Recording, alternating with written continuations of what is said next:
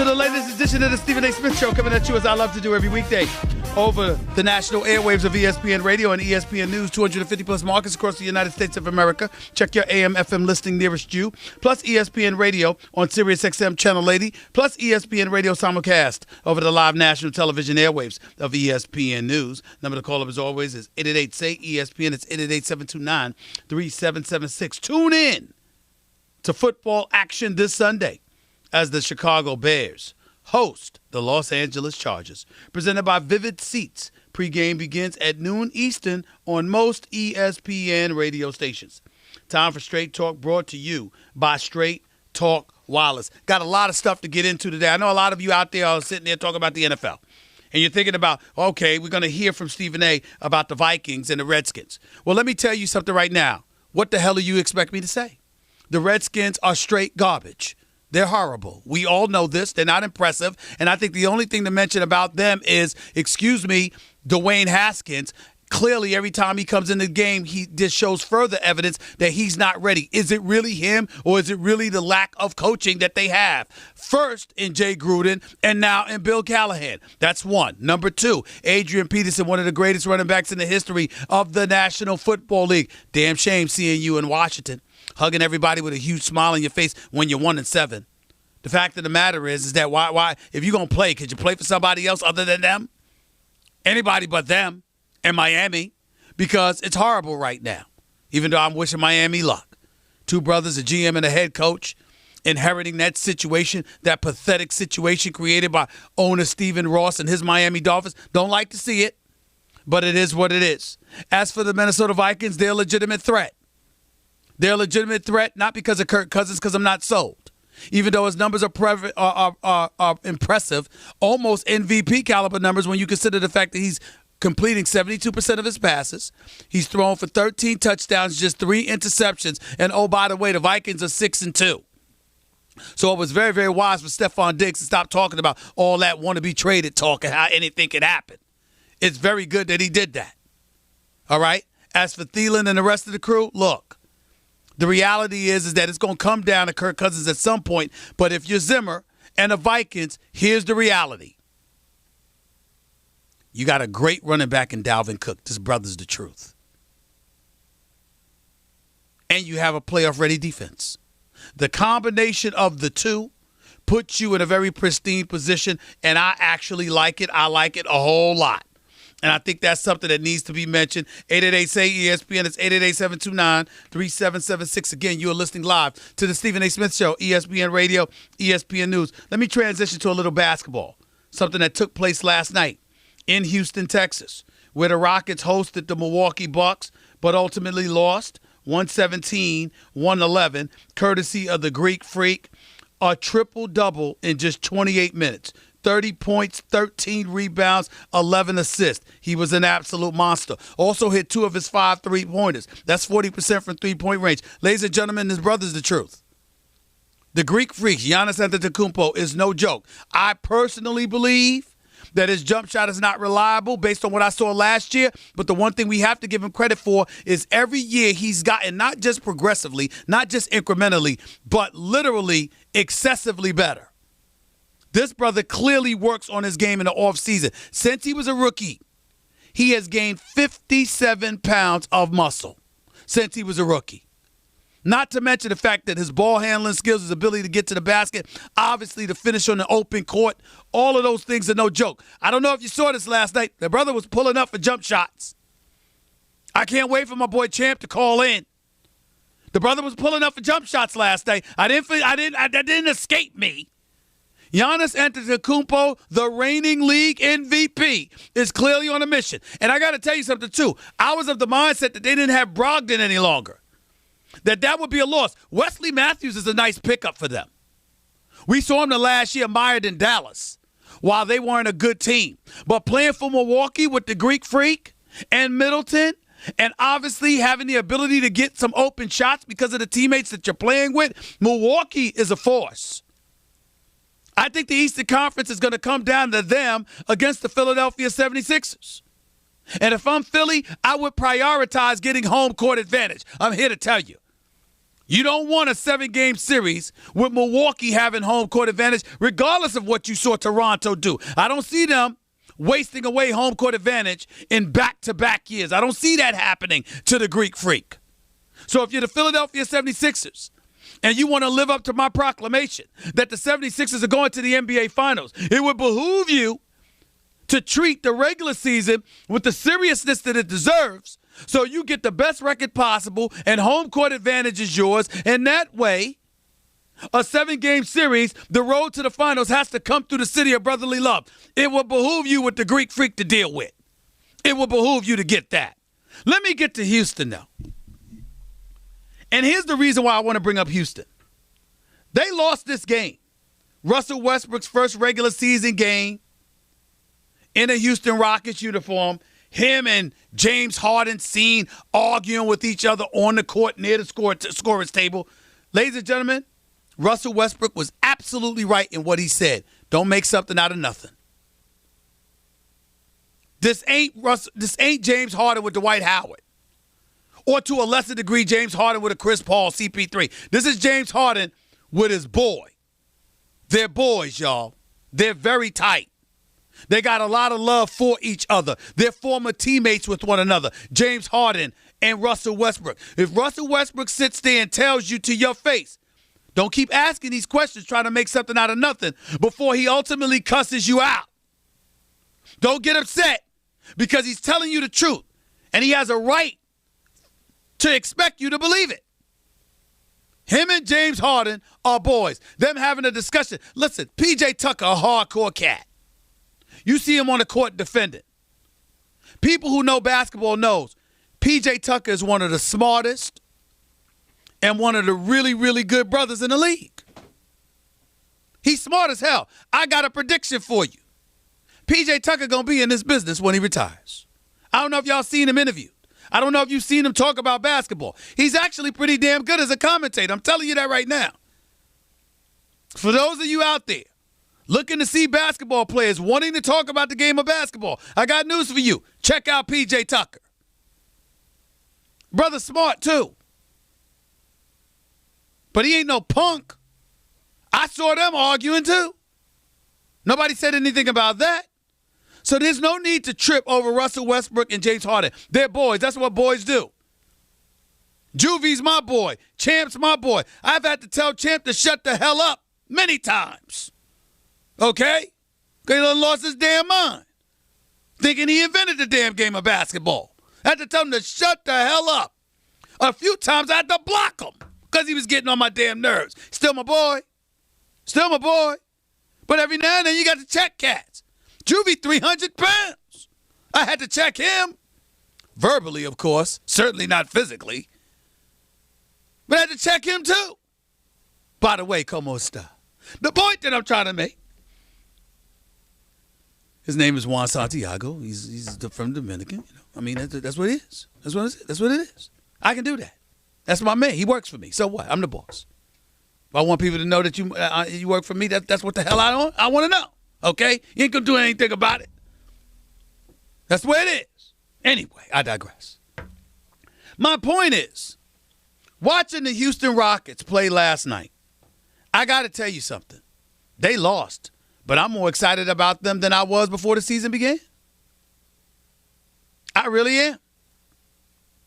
Because when I saw Russell Westbrook pushing the ball up the floor in ways that Chris Paul nor anybody else ever could, not with that level of speed and that level of athleticism and that ability to finish at the basket. For him to be in a Houston Rockets uniform and to push the ball up the floor the way that he did and to zip balls to James Harden or Eric Gordon and for them to be wide open, missing the shots that they missed, ladies and gentlemen, with all due respect, how many nights do you think James Harden is going to shoot 2 of 13 from the field or 1 of 8 from three-point range? How many nights do you think that's going to happen?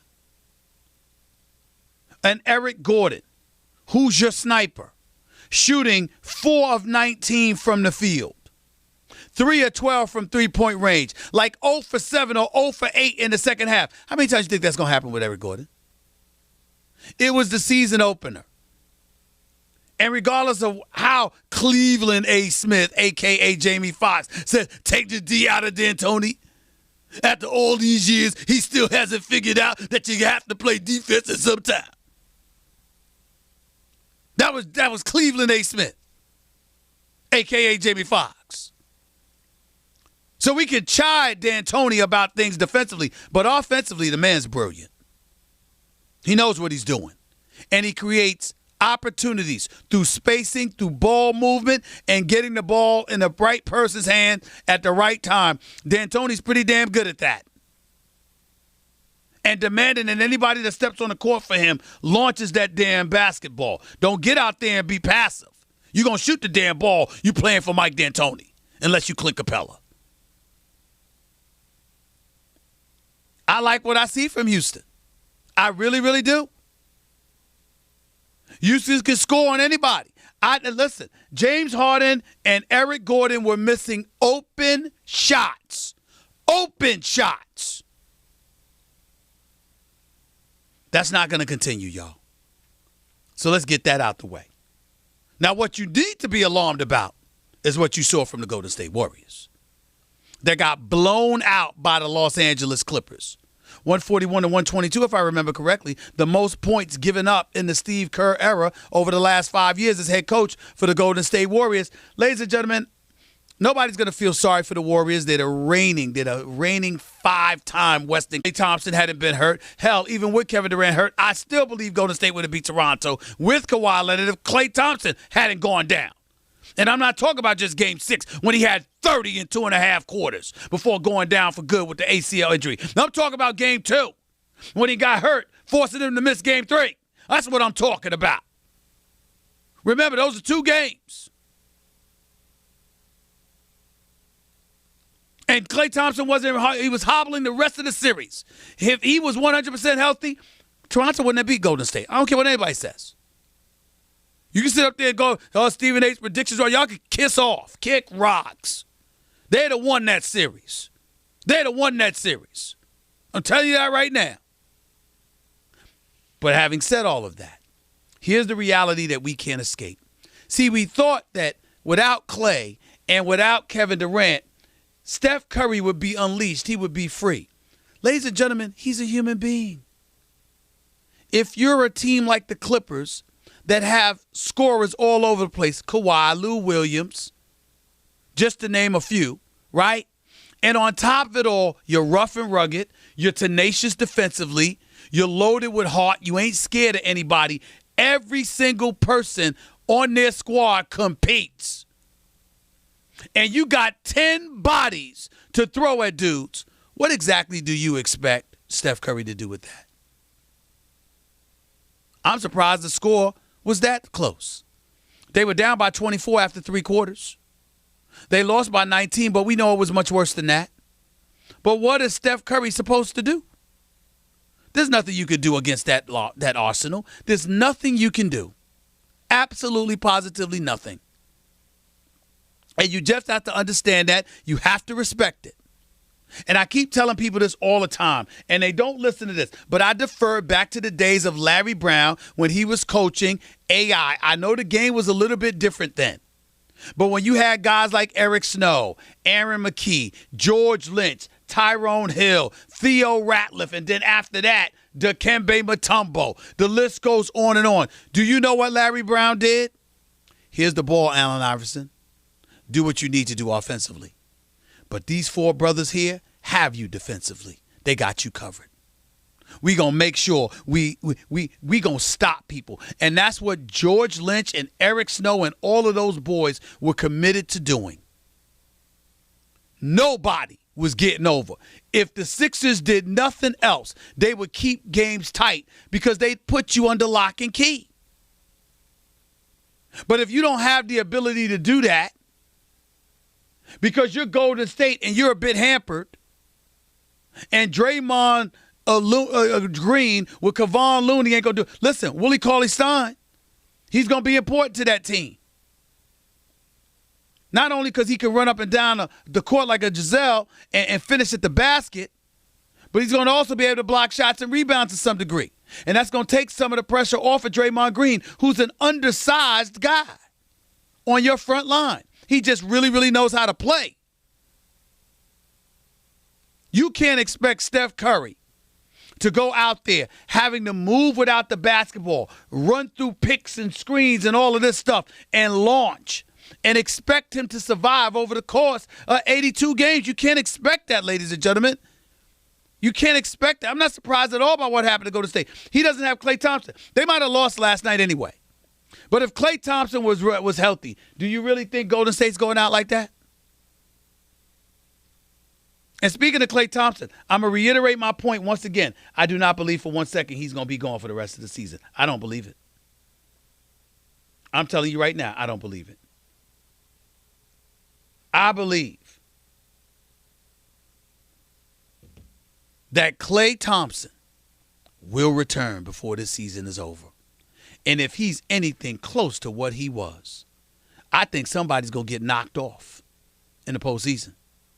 I ain't saying Golden State's going to win the championship, but I think somebody's going to get knocked off. These are champions, man. Loaded with heart. Ain't scared of nobody. And the two greatest snipers in the history of basketball. I don't know what you're going to do with that. I'm not saying they're going to beat everybody, but they damn sure going to beat somebody. 888-SAY-ESPN. It's 888-729-3776. You're listening live to the Stephen A. Smith Show, ESPN Radio, ESPN News. I wanted to get to something else that's obviously percolating in the news right now because we're staying with the city of Houston. We're going to touch on the Houston Astros. They fired assistant general manager Brandon Taubman for taunting a female reporters. Apparently after the Astros had beaten the Yankees with Altuve's walk-off homer, the assistant general manager, Brandon Taubman, taunted female reporters over the signing of Roberto Osuna. You remember him? Osuna. I got to make sure. Roberto Osuna. For those of you who may not remember, he was previously accused of domestic violence. I don't recall whether there was a video out on him or not, but the details of that domestic violence incident were riveting, to say the least. So much so that he was suspended for more than 70 games, damn near half the season. And you had a whole bunch of folks out there that had a problem